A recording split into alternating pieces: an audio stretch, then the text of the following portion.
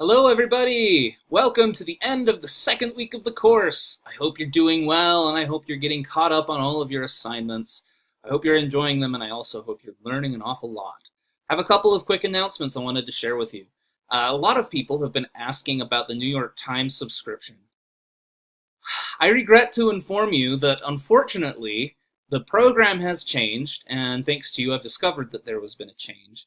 The New York Times is no longer free to students. And I can't tell you how incredibly angry that makes me because so many of my classes for so long have enjoyed this privilege. So, what you do have available to you is you can get up to 10 articles a month for free.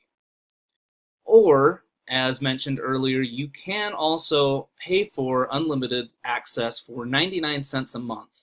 That is pretty cheap, especially as a student.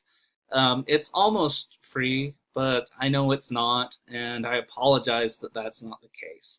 But in any case, maybe you'll be able to do it with 10 articles or less, but maybe not. If you do need to go the extra mile and pay that 99 cents, good luck. I hope it works out. Next, I wanted to address a couple of issues around the final paper and the civic engagement activity. I'll go with the civic engagement activity first, since that's the easiest. For the civic engagement activity, all you really need to do is go to some sort of city council meeting or county council meeting or some sort of meeting where policies are discussed and acted upon. Lots of things will count for that. If you can't go to one of those meetings, sometimes cities and counties will post those meetings online.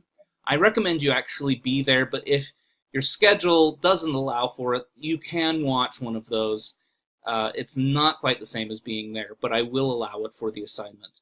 If you go to a meeting, you don't have to also interview someone.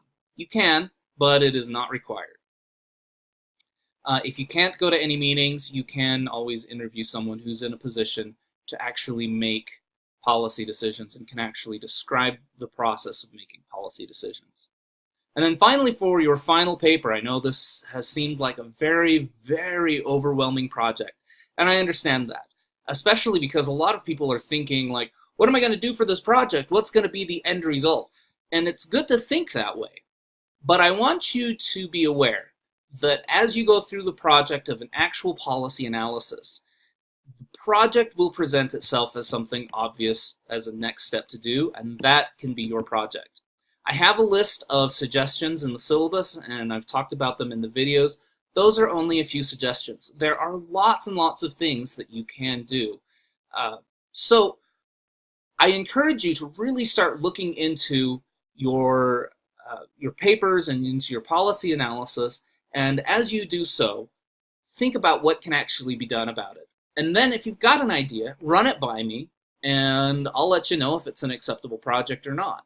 Sometimes it can just be, hey, I've studied this policy, I've looked at all of these ins and outs of it, and at the end of the day, my legislator better know about it. And if you say your end result is to write the paper and summarize it nicely and send it in a letter to your representative in the government, that's actually an acceptable project.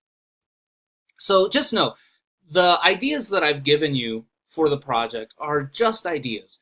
There's a lot of things that you can do. All I ask is that you run them by me first, and I will get back to you and let you know if it's appropriate or if any tweaks need to be made to make it work. I'm going to be pretty flexible about that. I know that we have a limited timetable, and so, again, work on your analysis, and hopefully that project will present itself. Okay, if you guys have any other questions whatsoever, please feel free to contact me. I don't like having emails pile up in my box, and so typically when I get an email with a quick question, I will answer it right away. If not right away, pretty close to right away. So yeah, also remember that the assignments have soft deadlines, so don't worry about making sure that you get all of your modules done on a particular day. Those are, like I said, they're soft deadlines. You're not going to lose points if you don't get them done by that time. Take the class as gently as possible. I know there's a lot of work. Do a little bit every day, and before you know it, you'll be finished. Okay? Anyways, let me know if you have any questions, and we'll see you again next week.